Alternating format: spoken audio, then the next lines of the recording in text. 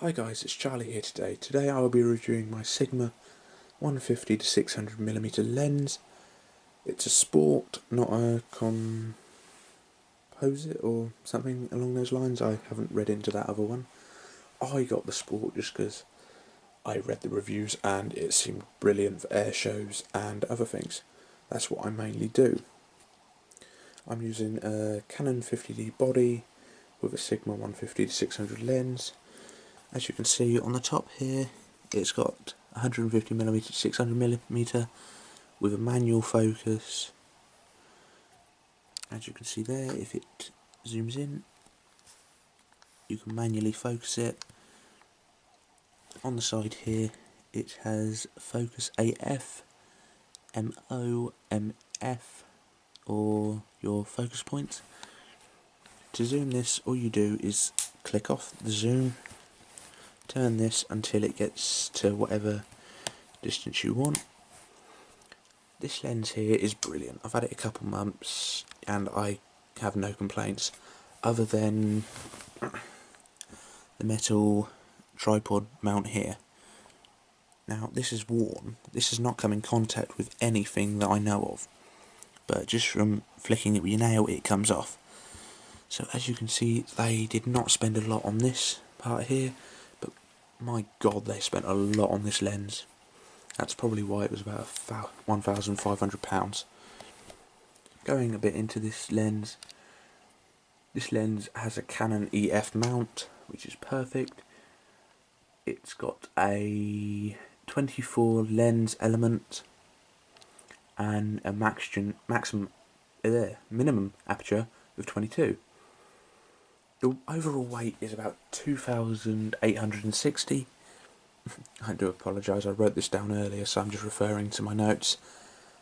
It is a very, very big lens. Very heavy, very heavy. I've opted to have a strap on here so I can let it hang when I'm not using it instead of carrying it. When it's fully extended, carrying this all day for an air show hurts. That's the only downside. But other than that, it's a brilliant lens. I cannot go wrong with that. The lens type is a telephoto zoom, which is brilliant. It's autofocus or manual focus, depending on what you want. The body I've got it on is a Canon 50D. I am looking at getting another camera body. I don't know whether I'll go for a 50D or a 7D or whatever, just because using this lens and having to swap over lenses on the go is really annoying. This is just my 1855. But yeah, I love this lens. You can't go wrong with it.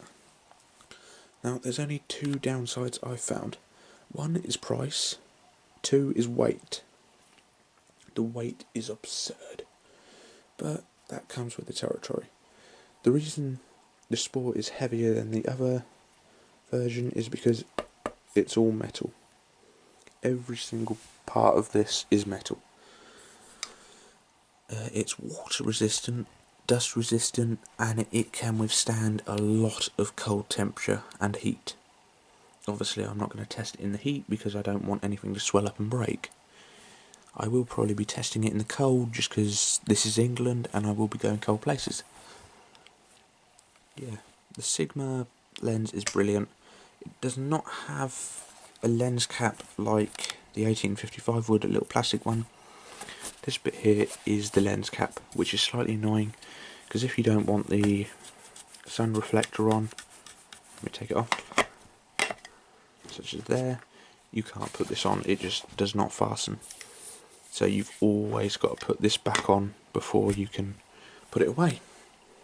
I don't have a camera bag currently big enough to fit the camera body and the lens on, so I have to resort to the bag that comes with the lens. Now this bag is a very, very well padded bag. Pushing down, I probably have to put about 20 pounds of pressure just to fully squash this, which is quite a lot for a bag. But yeah, like I said, I'm looking at getting another camera body so I don't have to swap over lenses every day. Not every day, every second. This lens is made in Japan. It's Sigma, it's 150 to 600, and it's worth every penny. obviously I wish they've obviously spent a ton of money on here, but I wish they had spent a bit more money on the paint or just whatever they've coated the tripod mount on, just because I'm slightly disappointed that this is flicking off every second, but I suppose that comes with it. Like I said, it's a heavy lens. It's 24 lens elements. Very, very nice lens. Very clear. Plug type is just 0. Like I said, I've literally got this on a piece of paper. Well, not a piece of paper, I got it on my Word note on my laptop, so I'm referring to that mainly because my memory is bad. But you can't go wrong with this lens. It's brilliant for air shows, it's brilliant for taking still photos, wildlife, all sorts. The other thing I've just remembered, the sun visor, this rubber seal around the top, you can see it there, it's the top bit. If you catch it on anything, the whole thing will come off, and it takes hours to put back on. So that is another downside, but that's really it. There's 3 main downsides. The rubber bit comes off, the weight, and the cost. But the cost is alright, the cost comes with the territory. If you want a decent lens, you've got to splash out. If you want a cheap lens, then go cheap, buy twice. But yeah, it's a brilliant lens. I don't regret getting it. If I had to recommend it to people, other than if I had to say this or a cheap lens, I'd tell them save up, spend the cash, because this is brilliant. You cannot go wrong with this camera or the lens. I don't know why I said camera. I got the body second hand for about 150 quid off Amazon. But there's nothing wrong with that. The only problem I find is the viewfinder in this bit here is filthy. It's covered in black dots, and no matter what I try, I cannot get rid of the dirt.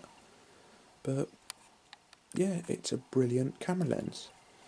If you enjoyed this video, please like it down in the bottom. Please comment any questions you have about this lens. I will happily get back to you.